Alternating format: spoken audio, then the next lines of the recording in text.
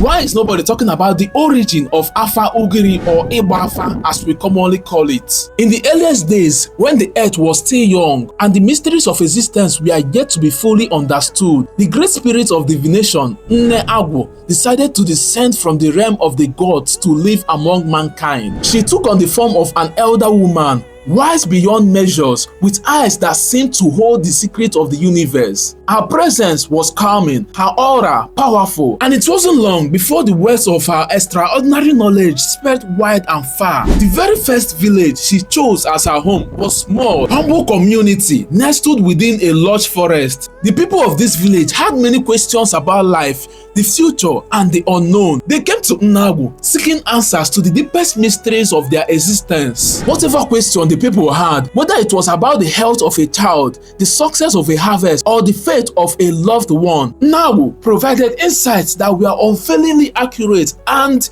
unbelievably wise. The villagers honored her, and every day before dawn, they gathered in the front of her modest home, waiting patiently for their turn to seek her counsel. As the days turned into weeks and weeks turned into months, Nnagu realized that her wisdom was needed behind the confines of this small village. She had a duty to share her knowledge with other communities. With a heavy heart, she bid farewell to the villagers who had come to love and depend on her, and she set off to another village, determined to bring enlightenment to all who sought it. In this new village, Nnagu's reputation preceded her. Before long, crowds began to gather, much like in the first village, with people coming from far and wide to ask their questions. The inquiries raved from the deep to the trivial, but Nnagu, ever patient and compassionate, answered them all. However, by the time she moved to the third village, Nnagu began to notice a change. The questions being asked were becoming very deep. People were no longer seeking wisdom to guide their lives or understand the mysteries of the universe. Instead, they came to her with petty concerns. Someone would misplace a cooking pot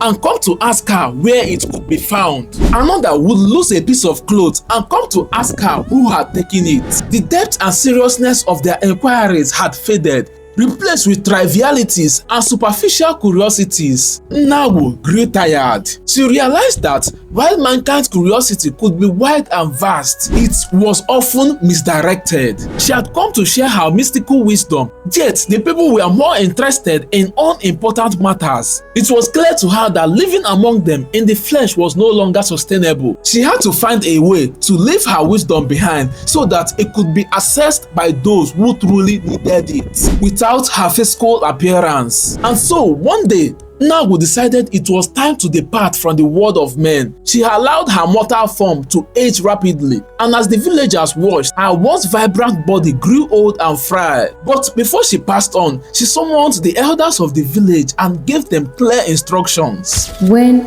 I am gone, she told them, her voice as strong as ever despite her withered appearance, bury me in the ground where I have lived. On this spot, a mystical tree will grow. This tree will bear seeds that hold my spirit, my wisdom. Those who seek my guidance must use these seeds to connect with the spirit world and access the knowledge I have left behind. The elders listened carefully, committing her words to memory. Nnagu's eyes shone with an otherworldly light as she continued. Only those who are chosen and trained by the spirit of divination will be able to use these seeds. They will become the diviners of our land, and through them, every Igbo community and family will be able to satisfy their deepest curiosities and seek out the wisdom of Nne Agwo. With these final words, Nnagu closed her eyes and peacefully passed away.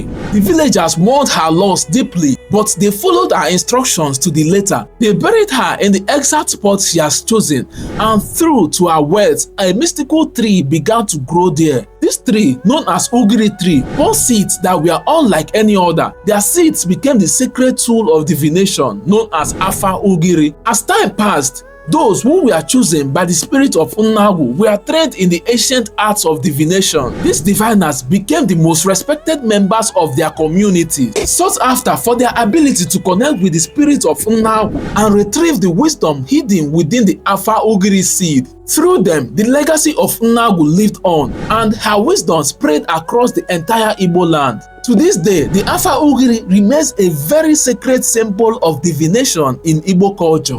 It is a reminder that while mankind's curiosity might be boundless, true wisdom is sacred and must be sought with reverence and purpose. The story of Unnagu's incarnation amongst men and her gift of Afa serves as a timeless lesson in the value of wisdom, the dangers of triviality, and the enduring power of the spirit world. Tell me in the comments if you actually believe this story and understood the reason why I said that female Afa diviners are far much better and accurate than male Afa diviners.